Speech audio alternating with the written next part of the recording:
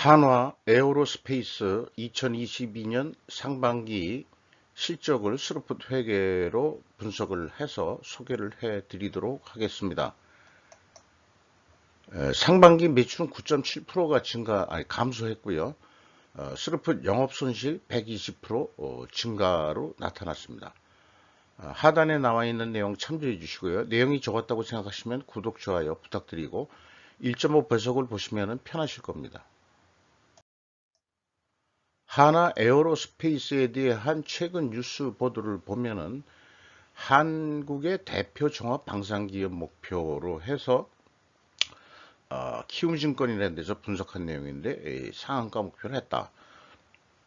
8월 5일자 장윤석 기자 조선비지의 뉴스 보도 내용이 있습니다.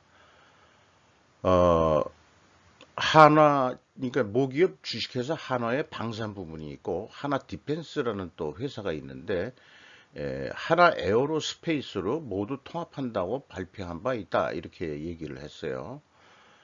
그래서 그 하나 에어로스페이스는 이번 인수합병을 통해 2030년까지 글로벌 방산 톱 10으로 도약한다는 목표를 제시했다 이런 내용인데 뭐 그런 건 뭐 그렇다 하더라도 일반적으로 이 자회사라든지 아니면은 그 하나 에어로스페이스 자체가 성과가 안 좋아서 이런 경우에 그 전략을 세우는 게 이제 합병 전략을 좀 많이 세우고 있어요. 하나가 또 그 뭐죠 그 태양광 그 제조업체도 제대로 안 되니까 결국 그 하나 다른 회사로 그 사업 부분으로 그냥 편입을 시킨 바 있습니다.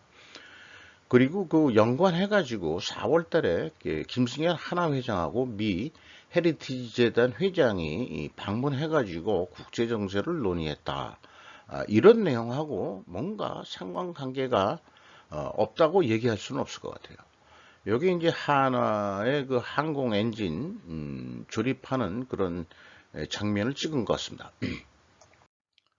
주가를 보면은 73,300원으로서 2021년마다 21년 말보다 22,300원 상승했습니다. 장부 가격 대비 157%가 되겠습니다. 주주를 보면은 한화가 33.95%, 국민연금공단이 13.45%, 외국인이 19.91%, 상당히 관심 있게 들어와 있습니다. 스루풋 회계 분석 내용인데요. 원가 회계 손익은 흑자이지만 실질 손익, 스루풋 회계는 적자 증가이다. 이렇게 말씀드릴 수 있겠습니다. 매출은 5,481억 원으로서 전년 대비 9.7% 감소했고 매출에 비례하는 매출 재료비는 더 떨어졌어요. 그 16.5%. 그래서 그나마 스루풋은 0.1% 증가했고 스루풋율은 4.4% 상승했습니다. 그리고 운영 비용이 2.2% 많이 증가하진 않았죠. 증가했습니다. 그래서 그 TOE 생산성은 0.96으로 결국은 나타났는데 전년보다 손실 금액이 커졌습니다. 97억 원 적자가 되겠어요. 원가 회계는 그 흑자 전환 59억으로 나왔는데 이 차이액이 156억 원이 되겠습니다. 이것은 가공비 배부 재고재산이 또한 크게 증가했기 때문입니다.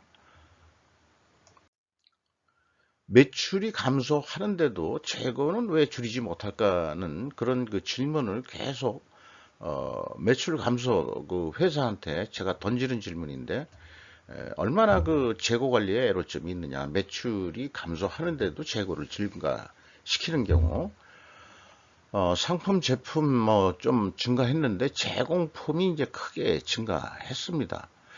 이 제공이라는 게 지금 만들고 있는 중이다 그런 얘기거든요. 그래서 그 결과 387억 원이 증가를 했습니다. 그런데 문제는 하나 에어로스페이스가 모든 수치를 문자 속성으로 해놔서 이 분석을 위해서 정보 이용자가 이를 숫자 속성으로 재입력하게 만드는 이런 경우를 저는 그 괘씸죄라고 그 얘기를 하고 싶습니다. 그 문서 저장을 그 하는 그런 담당 직원들의 어떤 그 자세에 문제가 있다. 이렇게 좀 생각이 들어갑니다. 비용의 성격적 분류 내용, 이것도 이제 그 문자 속성으로 되어 있는 거를 숫자 속성으로 바꿔가지고 작업을 하는데 조금 애를 먹었습니다. 저는 이렇게 되면은 일단 이 회사를 좋게 보려고 그래도 이 싸가지가 없다 이런 생각이 좀 들어가기도 해요. MC 매출원가 재료비는 22.4%가 감소했고 운영 비용은 2.2% 증가했습니다. 그리고 가공 비율이 그 2% 증가, 3%가량 증가했는데 상대적으로 원재료 가격은 그럼 떨어졌다. 이렇게 얘기해 볼 수 있을 것입니다. 재고자산 회계 투명성, 이 세 칸으로 그 총 제재, 이 갭은 보통 총 제재 비용의 차이로 나중에 결과로 나타나는데, 큰 금액은 아닙니다만은, 5억 2,600만 원, 작년에는 60억 원, 이렇게 그 나타납니다. 그, 요 금액이 크진 않지만은 이게 무엇인지 도저히 추적할 단서는 찾지를 못했습니다. 현금 흐름표 기준 전체 재고자산의 증감액은 재고자산 평가손실 환입액을 가감하면은 일치를 합니다. 경영평가지표에 와서 그 WCAA 회전율은 1.86, 크게 떨어지질 않았어요. 0.01, 재고는 증가했지만 그 다음에 그 스루픈율은 그 오히려 그 상승을 했습니다. 이렇게 역방향이면은 분식회계 개연성 가정을 세웁니다. 이것을 반증을 하려면은 원재료 가격이 조금이라도 내렸든지 그 다음에 판매 가격은 인상이 됐다. 이렇게 좀 얘기를 해야 될 것입니다. 임팩트 미래 가치는 약간 떨어졌습니다. 그리고 수금 속도 6개월간에 1.1회전, 그러니까 6개월에 한 번 수금하는 정도로 그 영업 상황은 좋지 않은 것 같습니다. 이런 규모가 큰 그 거래에 있어서는 그 선급금 또는 중도금 뭐 이런 것들이 좀 있다면 이 회전율이 좀 빨라질 텐데 작년보다 많이 떨어졌죠. 그 다음에 그 매입 채무에 대한 대금 지급 속도는 오히려 더 빨라졌습니다. 이제 그 원재료를 구매하는데 뭔가 애로점이 있으니까 더 돈을 빨리 줄 수밖에 없는 그런 상황일 것 같아요. 그래서 그 원재료 가격이 약간 하락했든지 판매 가격이 크게 상승했을 거다 하는 제 이 반중 추론은 입증하기가 어렵습니다. 왜냐하면은 여 회사가 표현하는 거는 항공 엔진 및 방산 산업은 어, 보안 관계상 그리고 파워 시스템 및 항공 우주 산업 사업은 주문자의 요청에 따라 제품의 사용이 결정되어 가격 변동사항을 기재하지 않고 있다. 라고 설명하고 있습니다. 자, 방위산업이라고 생각해서 뭐 인정을 하기로 합시다. 하는데 이 저기 반중 추론이 완전히 되기 전까지는 제 분식회계 개연성 가정은 유효한 것입니다. 어, 캐펙스 그 자본적 지출 투자는 714억 원을 투자했고요. EAT 세후 현금 순이익은 842억 원으로서 전년보다 그 0.5% 증가한 2.1%가 되겠습니다. 채권자한테 1185억 원을 갚아가지고 이자 부채는 44%로 줄인 거 이거는 돈이 어디서 났는지 모르지만 뭐 잘 갚았습니다. 1000억 원대를. 그 다음에 주주잉여 현금으로 이익 배당을 했는데 342억 원, ROE 0.8%인데 적자 상태에서 그 과연 이게 그 이익 배당이 합리적인가? 물론 그 전년도 그 실적에 의해서 그러니까 원가 회계 기준으로 이 왜곡된 그 성과 가지고 이 이익 배당을 한다.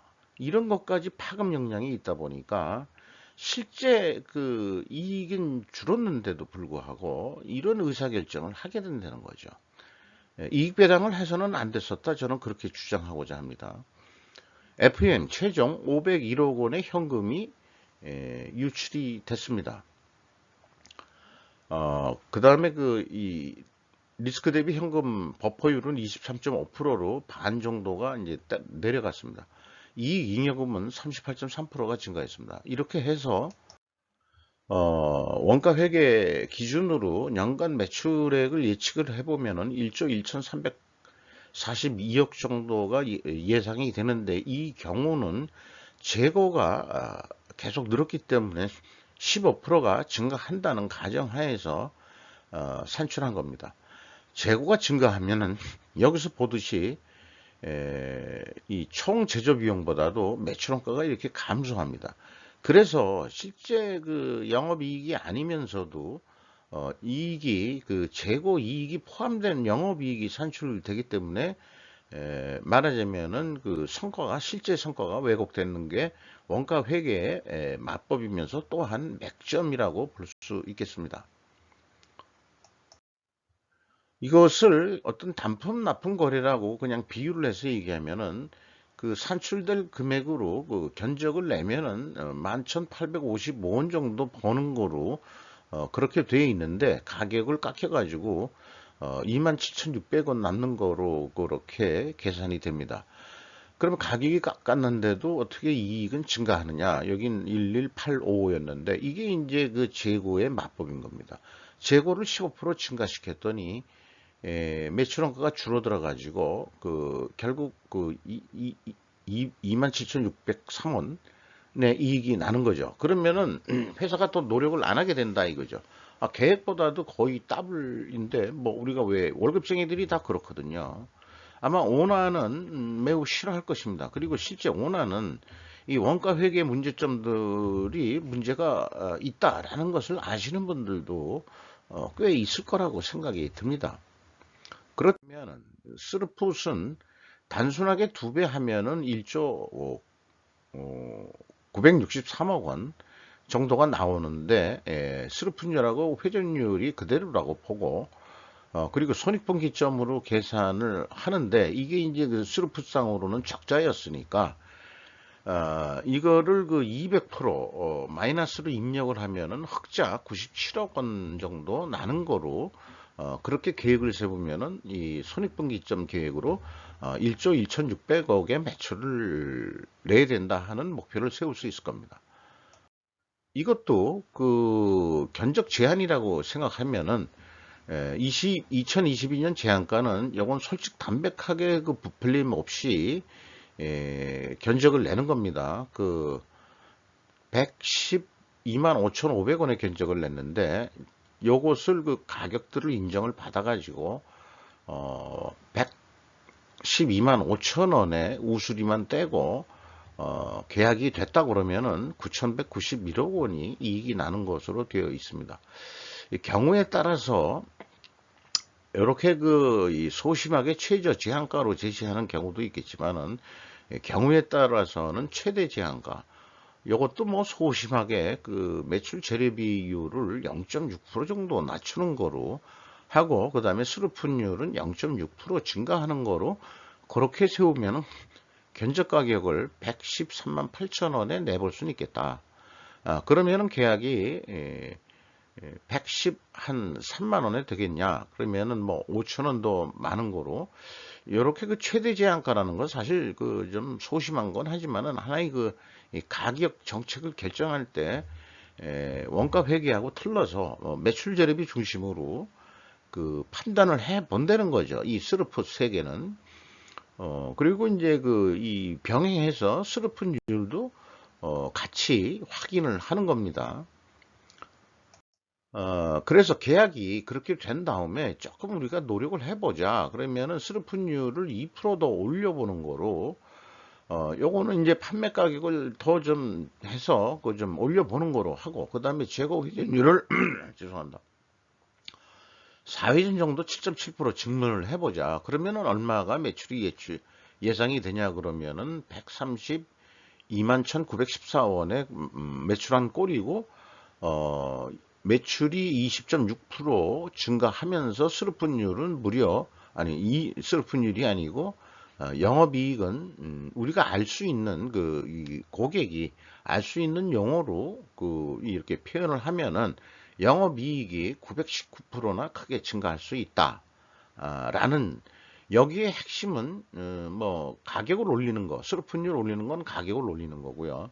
그 다음에 이제 그 재고 회전율은 판매량을 올리는 건데 여기에서 그 판매량이란 것은 물량 대수를 갖다가 뭐 더 그 판매를 했다 그런 의미라기보다는 아까 제공품이 400 몇 억이나 증가를 했거든요. 이거를 빨리 출시한다는 거죠.